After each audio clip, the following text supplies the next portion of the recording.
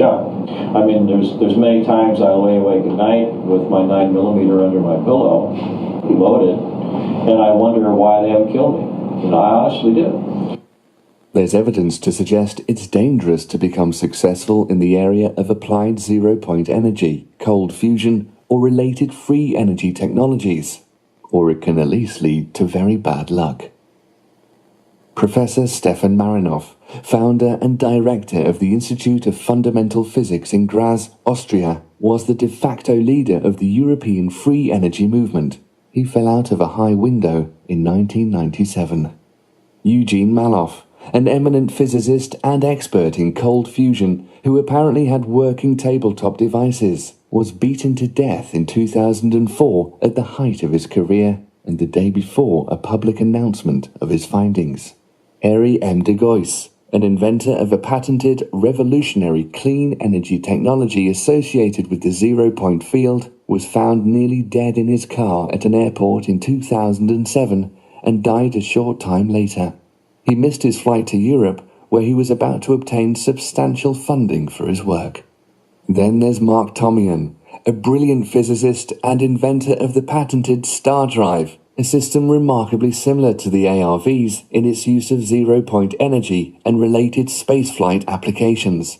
He and McCandlish had corresponded numerous times before his unexpected death in his home in 2009.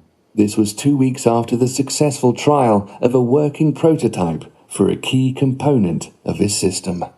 And if I woke up tomorrow on the other side of the veil, I wouldn't be surprised, honestly. I really wouldn't. Because I know how serious the technology is. I know that it's real. The storyline basically is that there's a lot of work going on in the aerospace industry that would indicate that we have black projects that have gone even darker, and that there's work being done on electrogravitic, on scalar technology, etc., that we don't even think that those in Congress or even in the military that approve black budgets are aware of. I've seen copies of inter-office correspondence among defense contractors that openly stated that they felt the technology was a fundamental enabling technology, that it had all kinds of different defense applications, but it also had a lot of serious civilian applications that would be beneficial to humanity as a whole, to the environment. It seems obvious that someone, perhaps a group, maybe some kind of a rogue civilization within our society has captured the technology. They're exploiting it for their own aims, for their own interests, whatever those might be. There's not a sliver of doubt in my mind that it exists, that it's being exploited in some way, whether it's for intelligence collection, whether it's for logistical support, whether it's for retrieval of raw materials from the asteroid belt. I have no idea why or what it's used for. All I know is that it's extremely advanced. It's being used more and more. I can only say that all the people who've sought to figure out what's going on using the Freedom of Information Act have kind of overlooked the fact that if this was a purely corporate endeavor and not a government-sanctioned endeavor, that it may be one way in which the technology can be completely overlooked and skirt the reach of the Freedom of Information Act. Because if it's considered trade secret or corporate property, so to speak, or controlled by corporations, it may be possible that they could keep this secret for a very long time. Even with people actively in the government that know that it exists and maybe have contact with some of these corporate officials that control the technology. So, you're kind of left with a big question mark as to where's all this advanced technology going and what's it being used for?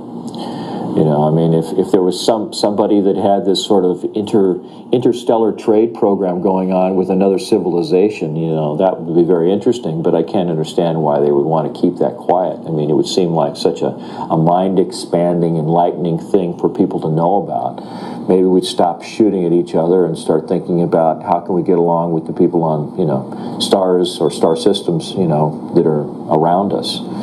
So it's hard to say.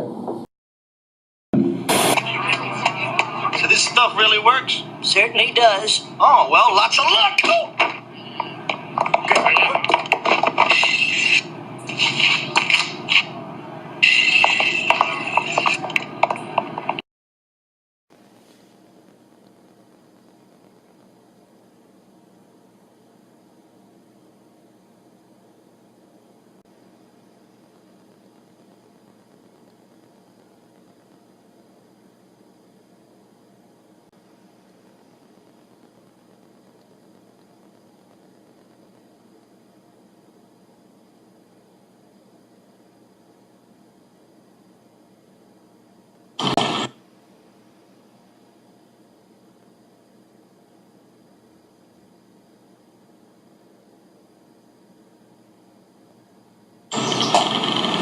Hey.